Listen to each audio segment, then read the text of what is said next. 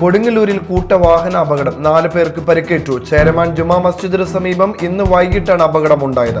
കൊടുങ്ങല്ലൂരിൽ നിന്നും എറണാകുളത്തേക്ക് രോഗിയുമായി പോവുകയായിരുന്ന ആംബുലൻസ്, കാർ, ഓട്ടോറിക്ഷ, ബൈക്ക് എന്നിവയാണ് അപകടത്തിൽപ്പെട്ടത്.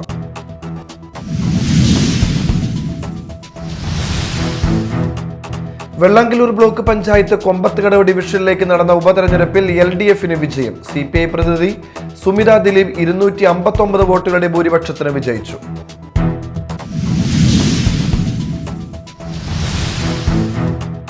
തൃശൂർ ജില്ലയിലെ വിദ്യാഭ്യാസ സ്ഥാപനങ്ങൾക്ക് നാളെ അവധി പ്രഖ്യാപിച്ചു. ജില്ലയിൽ മഴയും കാറ്റും തുടരുന്നതിനാലും പല സ്കൂളുകൾ ദുരിതാശ്വാസ ക്യാമ്പുകളായി പ്രവർത്തിക്കുന്നതിനാലും ദുരന്ത സാഹചര്യം ഒഴിവാക്കുന്നതിനുള്ള മുൻകരുതൽ നടപടിയുടെ ഭാഗമായാണ് വ്യാഴാഴ്ച ജില്ലാ കളക്ടർ അവധി പ്രഖ്യാപിച്ചത്.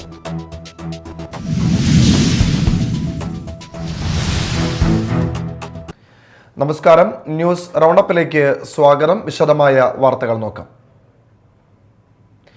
കൊടുങ്ങല്ലൂരിൽ കൂട്ടവാഹന അപകടം, 4 പേർക്ക് പരിക്കേറ്റു. ചേരമാൻ ജുമാ മസ്ജിദിന് സമീപം ഇന്ന് വൈകിട്ടാണ് അപകടമുണ്ടായത്. കൊടുങ്ങല്ലൂരിൽ നിന്നും എറണാകുളത്തേക്ക് രോഗിയുമായി പോവുകയായിരുന്ന സാന്ത്വനം ആംബുലൻസ്, കാർ, ഓട്ടോറിക്ഷ, ബൈക്ക് എന്നിവയാണ് അപകടത്തിൽപ്പെട്ടത്. നിയന്ത്രണം വിട്ട് മതിലിടിച്ച കാറിൽ ആംബുലൻസ് ചെന്നിടിക്കുകയായിരുന്നു. പിറകെ വന്ന ഓട്ടോറിക്ഷയും ബൈക്കും ആംബുലൻസിൽ ചെന്നിടിച്ചു. ആംബുലൻസിലുണ്ടായിരുന്ന രോഗിയെ മറ്റൊരു ആംബുലൻസിൽ ആശുപത്രിയിലേക്ക് കൊണ്ടുപോയി.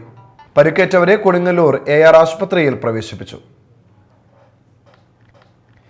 വെള്ളാങ്കല്ലൂർ ബ്ലോക്ക് പഞ്ചായത്ത് കൊമ്പത്തുകടവ് ഡിവിഷനിലേക്ക് നടന്ന ഉപതെരഞ്ഞെടുപ്പിൽ LDF-ന് വിജയം. CPI പ്രതിനിധി സുമിത ദിലീപ് 259 വോട്ടുകളുടെ ഭൂരിപക്ഷത്തിന് വിജയിച്ചു. UDF സ്ഥാനാർത്ഥി നസിയ മർസുഗിനെയാണ് പരാജയപ്പെടുത്തിയത്. 4431 പേരാണ് ആകെ വോട്ട് ചെയ്തത്.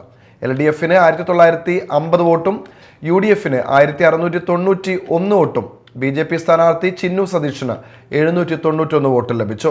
ഡിവിഷൻ മെമ്പറായിരുന്ന CPIയുടെ ബീന സുധാകരന്റെ നിര്യാണത്തെ തുടർന്നാണ് ഉപതെരഞ്ഞെടുപ്പ് നടന്നത്. ഈ വിജയം വളരെ അഭിമാനകരമായ വിജയമാണ്. ലോകസഭാ തെരഞ്ഞെടുപ്പിൽ ലോകമാകെ നേടി എന്നവകാശപ്പെട്ട, ഇനി UDF-ന്റെ നാളുകളാണ് എന്ന് അവകാശപ്പെട്ട UDF-നും BJP-ക്കും, നരേന്ദ്രമോദി നയിക്കുന്ന BJP-ക്കും വലിയ തിരിച്ചടിയാണ് ഈ തെരഞ്ഞെടുപ്പിലെ ജനങ്ങൾ, ഇടതുപക്ഷ ജനാധിപത്യ മുന്നണി അതുവഴി നൽകിയിട്ടുള്ളത്. സംസ്ഥാനത്തെ ട്രോളിംഗ് നിരോധനം ഇന്ന് അർദ്ധരാത്രി അവസാനിക്കും. 52 ദിവസം നീണ്ടുനിന്ന നിരോധനത്തിനു ശേഷമാണ് ബോട്ടുകൾ അർദ്ധരാത്രി കടലിലേക്ക് ഇറങ്ങുന്നത്. അർദ്ധരാത്രി 100 കണക്കിന് ചെറുതും വലുതുമായ മീൻപിടുത്ത ബോട്ടുകൾ അഴീക്കോട് അഴിമുഖം കടന്ന് കടലിൽ ഇറങ്ങും. ജില്ലയിലെ 103 ബോട്ടുകളാണ് നിരോധനത്തിനു ശേഷം കടലിറങ്ങുക. കനത്ത മഴയും ഉയർന്ന തിരമാലകളും കാലാവസ്ഥാ കേന്ദ്രത്തിന്റെ മുന്നറിയിപ്പുകളും തൊഴിലാളികളിൽ ആശങ്ക ഉയർത്തിയിരുന്നുണ്ടെങ്കിലും 52 ദിവസത്തെ വറുതിക്കാലം അവസാനിക്കുന്നതിൻ്റെ ആവേശത്തിലാണ് കടലോരം. അറ്റകുറ്റപ്പണികളും പെയിന്റിങ്ങും കഴിഞ്ഞ് യാർഡിൽ നിന്ന് ബോട്ടുകൾ അഴീക്കോട് മുനമ്പം തീരത്തണഞ്ഞു. മീൻപിടുത്ത നിരോധനത്തെ തുടർന്ന് അടച്ചിട്ടിരുന്ന ഡീസൽ ബങ്കുകളിലും യാനങ്ങൾ എത്തിത്തുടങ്ങി. ഐസ് കമ്പനികൾ നേരത്തെ തുറന്നിരുന്നു. മീൻപിടുത്ത നിരോധന കാലത്ത് നാട്ടിൽ പോയിരുന്ന മറുനാടൻ തൊഴിലാളികളടക്കം തിരിച്ചെത്തി. ബോട്ടുകളും മറ്റും അവസാനവട്ട പരിശോധനകൾ നടത്തി. വലകളും മറ്റും കയറ്റി കഴിഞ്ഞു. നിരോധന കാലത്ത് എഞ്ചിനുകളുടെ അറ്റകുറ്റപ്പണികൾ പൂർത്തിയാക്കി. ജില്ലയിലെ 103 ബോട്ടുകളാണ് നിരോധനത്തിനു ശേഷം കടലിൽ ഇറങ്ങുക. അതേസമയം മുനമ്പത്ത് നിന്നുള്ള 860ഓളം ബോട്ടുകളും അഴീക്കോട് അഴിമുഖം വഴിയാണ് ബുധനാഴ്ച അർദ്ധരാത്രി മീൻപിടുത്തത്തിന് ഇറങ്ങുന്നത്. Media time, Kodungallur. കൊടുങ്ങല്ലൂർ മണ്ഡലത്തിലെ ദുരന്ത നിവാരണവുമായി ബന്ധപ്പെട്ട അവലോകന യോഗം നടന്നു. മാള ബ്ലോക്ക് പഞ്ചായത്തിൽ ചേർന്ന യോഗത്തിൽ VR സുനിൽകുമാർ MLA അധ്യക്ഷത വഹിച്ചു.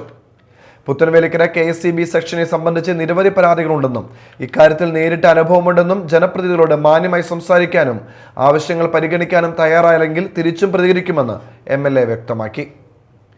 പരാതികൾ പരിഹാരമില്ലാതെ വീണ്ടും ഉന്നയിച്ചാണ് ജനപ്രതിനിധികളും ഉദ്യോഗസ്ഥരും സംസാരിച്ചത്.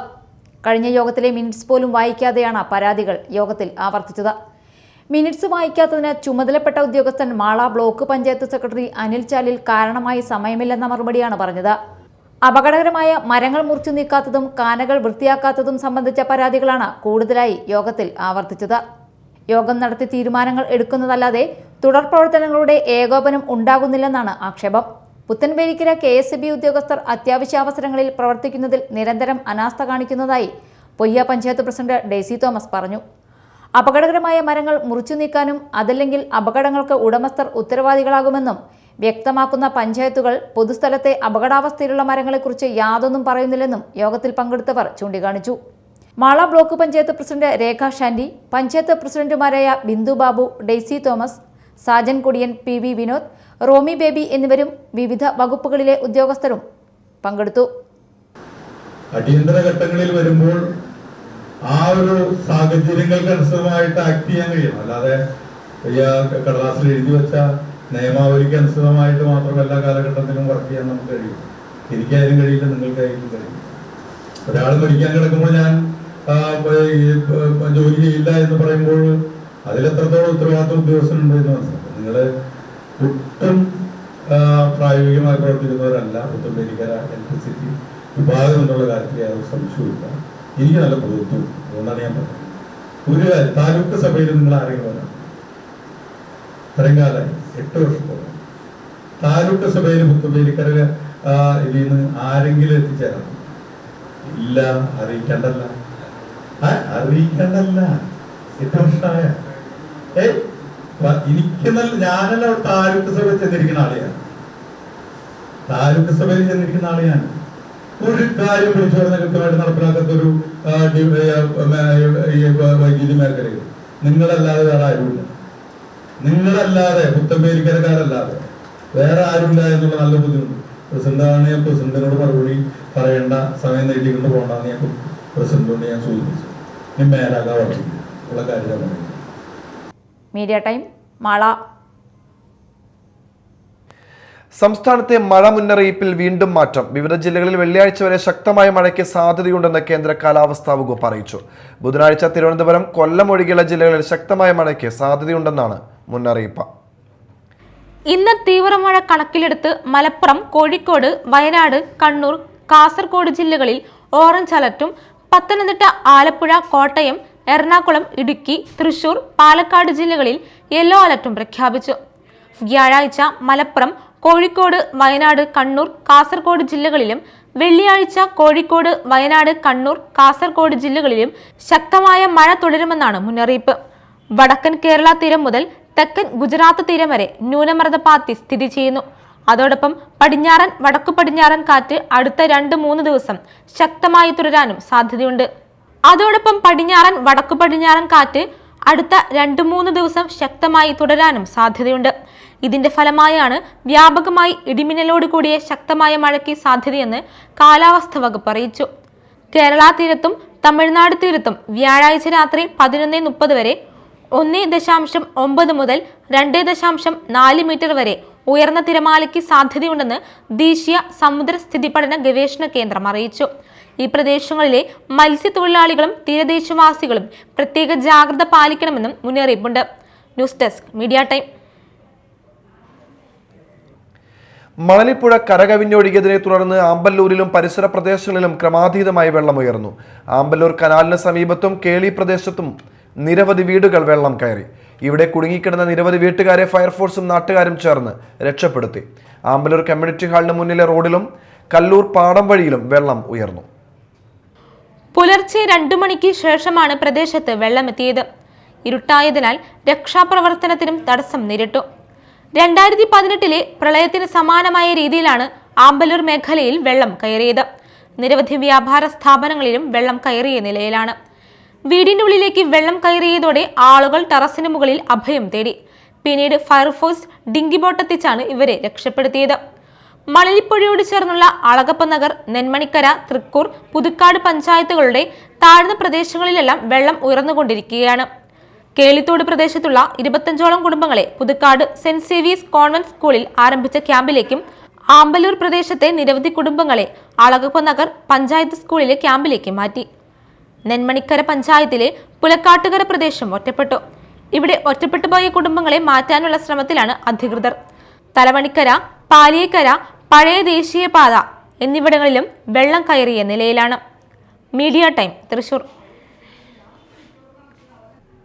ഇനി നാട്ടിൽ നടന്നത്.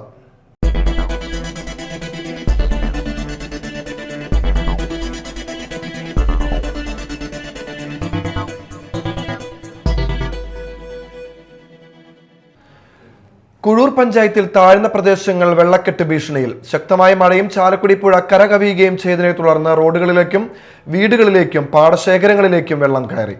തോപ്പുംതറ ഭാഗത്തെ 8ഓളം വീട്ടുകാരെ കുണ്ടൂർ സ്കൂൾ ക്യാമ്പിലേക്ക് മാറ്റി. ആലമറ്റത്തെ റോഡുകളിൽ വെള്ളം കയറിയതിനെ തുടർന്ന് ആളുകൾക്ക് പുറത്തിറങ്ങാൻ കഴിയാത്ത അവസ്ഥയായി. വെള്ളം ട്രാൻസ്ഫോർമറിന് സമീപം വരെ ഉയർന്ന സാഹചര്യത്തിൽ ഫ്യൂസ് ഊരിയതിനെ തുടർന്ന് പ്രദേശത്ത് ചൊവ്വാഴ്ച മുതൽ വൈദ്യുതിയും മുടങ്ങി.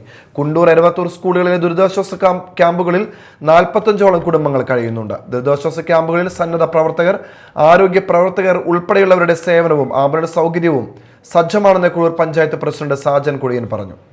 കൂടിയിട്ട് നമ്മുടെ കുഴൂർ ഗ്രാമപഞ്ചായത്തിലെ താഴ്ന്ന പ്രദേശങ്ങളിലെ എല്ലാ കുണ്ടൂര്, ആലമിറ്റം, കൊച്ചുകടവ്, എരവത്തൂര്, കുഴൂർ ഭാഗങ്ങളിലെ വെള്ളം കയറി തുടങ്ങിയിട്ടുണ്ട്.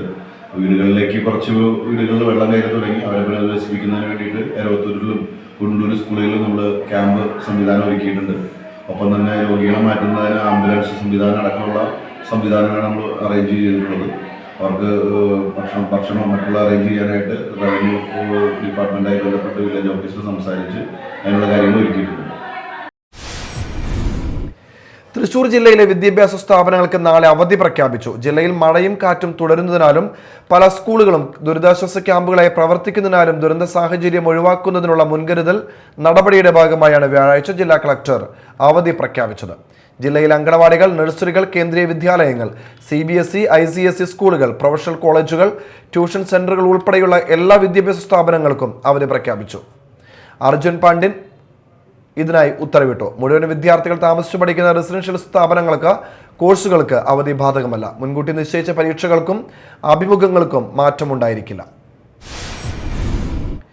കൊടുങ്ങല്ലൂരിൽ ശക്തമായ മഴയിൽ ചിലയിടങ്ങളിൽ കനോലി കനാൽ കരകവിഞ്ഞു. പുഴയോര റോഡ് വെള്ളത്തിലായി. നിരവധി വീടുകൾ വെള്ളപ്പൊക്ക ഭീഷണിയിൽ. കൊടുങ്ങല്ലൂർ നഗരസഭയിലെ വയലാർ പ്രദേശത്താണ് കനോലി കനാൽ കരകവിഞ്ഞത്.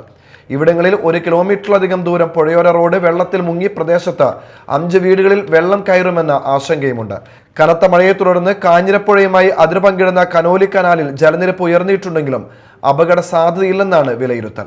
മാള കാവനാട് മതിലിടിഞ്ഞു വീണ് അരമണിക്കൂറോളം ഗതാഗതം തടസ്സപ്പെട്ടു. ചാലക്കുടി പുഴയിൽ കാട്ടാനയെ ചരിഞ്ഞ നിലയിൽ കണ്ടെത്തി. കാലടി പ്ലാന്റേഷൻ അതിരപ്പള്ളി ഡിവിഷനിൽ TSR ഫാക്ടറിക്ക് സമീപം പുഴയരികിലാണ് കൊമ്പന്റെ ജഡം കിടക്കുന്നത്.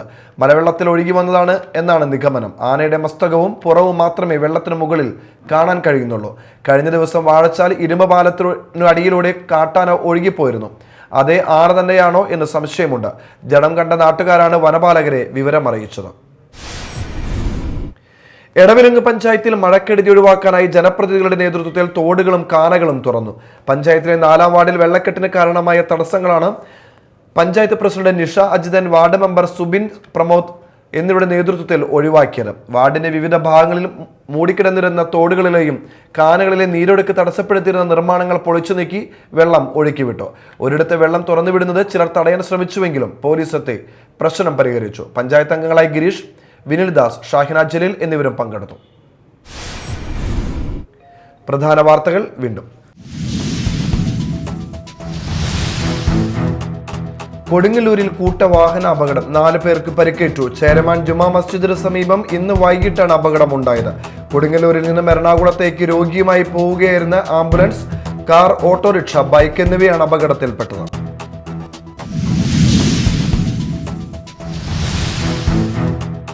വെള്ളാങ്കല്ലൂർ ബ്ലോക്ക് പഞ്ചായത്ത് കൊമ്പത്തുകടവ് ഡിവിഷനിലേക്ക് നടന്ന ഉപതെരഞ്ഞെടുപ്പിൽ LDFന് വിജയം. CPI പ്രതിനിധി സുമിത ദിലീപ് 259 വോട്ടുകളുടെ ഭൂരിപക്ഷത്തിന് വിജയിച്ചു.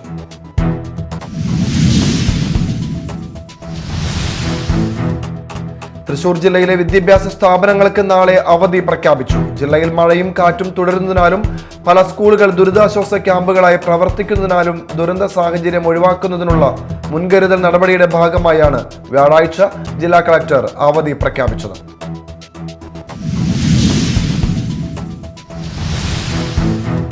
ഇതോടെ ന്യൂസ് റൗണ്ടപ്പ് സമാപിച്ചു. നമസ്കാരം.